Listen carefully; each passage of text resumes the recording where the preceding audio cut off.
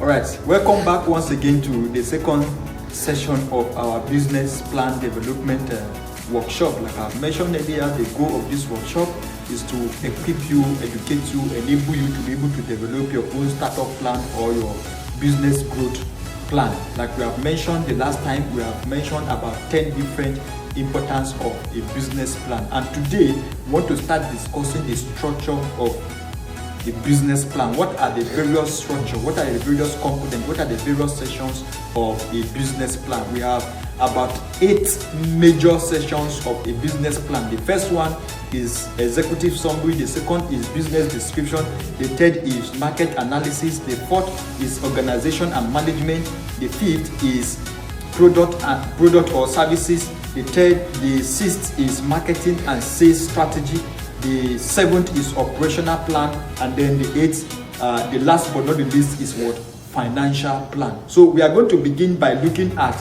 the first section of the business plan, which is what? The executive summary. Now the executive summary is the summary of the entire business plan.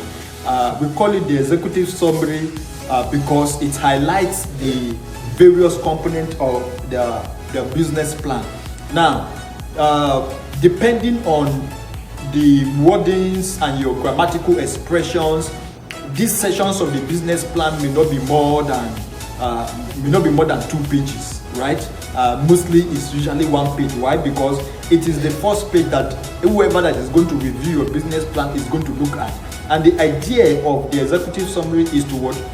Is to mop up the person going through the business plan, the potential investor or whoever that is reviewing your business proposal and wants to possibly invest, to hold the person into reading the entire document. So what you want to do is to provide a highlight of the various components or the various structures or the various sections of your business plan or business proposal, right? So this section summarizes the 7 other sections of every business plan or business proposal. Even though it is the first section on the business plan, you realize that it will not be the first that you will write, right? It will usually be the last section that you are going to write, because it is going to be the summary of every other thing that is contained in your business plan. Now, a standard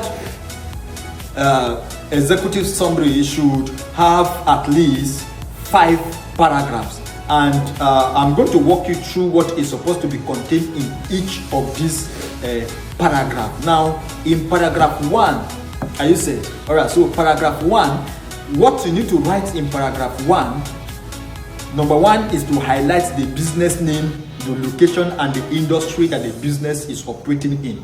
The business name, the location, and the industry that the business is operating in. Then number 2 is to clearly state what the business is and its mission. What is the goal of the business? What is the mission of the business? What is the vision of the business? Then these are the things that your paragraph 1 should contain.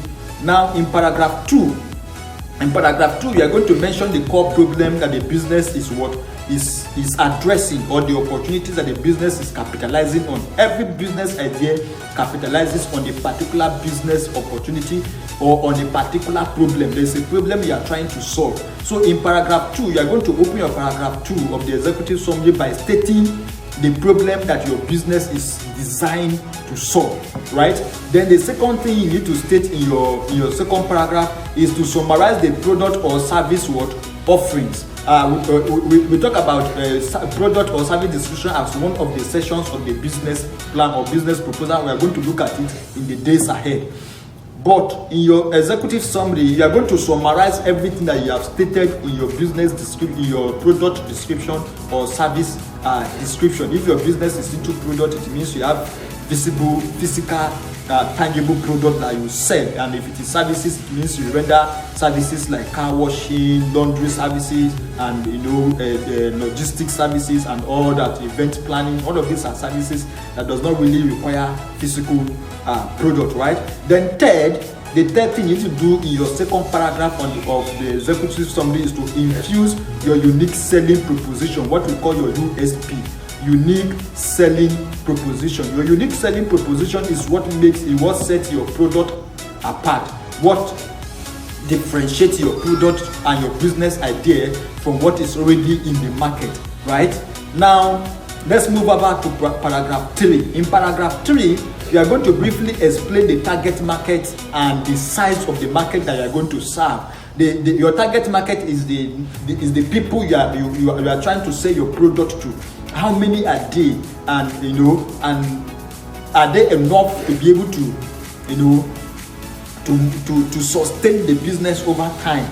So in paragraph 3, you are going to state your target audience, who they are, and what is the possibility that they are going to grow over time. And then the second thing you need to mention in your paragraph 3 is why the market needs your product or service. Why do the target client, why do they need your product or service in the first place? So you are going to mention that, very, very important. And then the third one is what you are going to touch on the competitive advantage of your business. Before you came into the business, there are so many businesses that have been offering the same product. So what is your competitive advantage?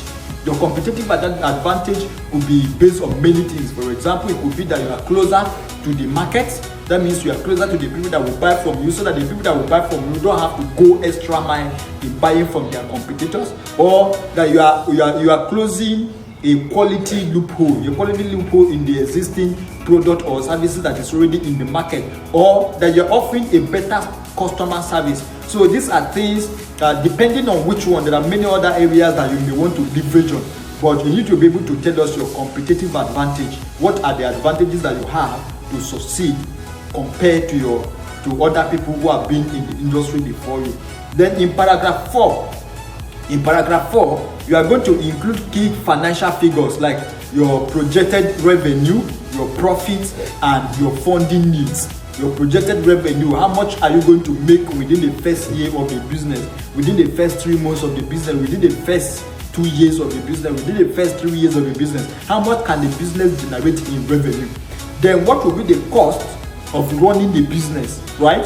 How much will you need to run the business on monthly basis? What is going to be your operating cost? Your operating cost is how much you spend to keep the business opening and closing on daily basis. And then also we'll talk about your profits. How much will you be able to bring in to yield as a profit from the business?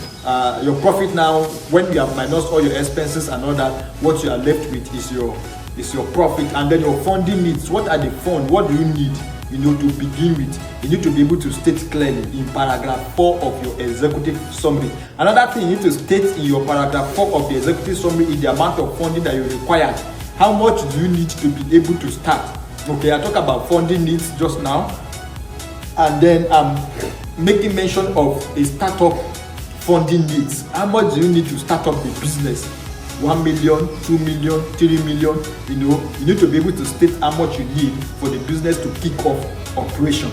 Then in paragraph 5, you are going to mention the key members of your team and their qualification. Who are on your team? Who are those working with you in launching this business, and what are their qualifications? Why? Because your investors wants to know that the people managing the business are people that are competent and qualified. And then the second thing you want to mention in paragraph 5 is what? To show why the team is well suited to execute the business plan. You want to show whether your team, you and whoever that is working with you, whether they are your employees or they are your partners in the business. You want to show how are they qualified to be able to implement this business plan that you have put in place, and how confident are you that is going to happen. Then in the 6th paragraph, which is the last paragraph, you are going to state you are going to state a compelling reason for a compelling reason for whoever that is reading that particular business plan to read the business, to continue reading the business plan. You will remember that I mentioned that the executive summary is like a pitch that is designed to convince the person you are presenting the business plan to continue reading the business plan.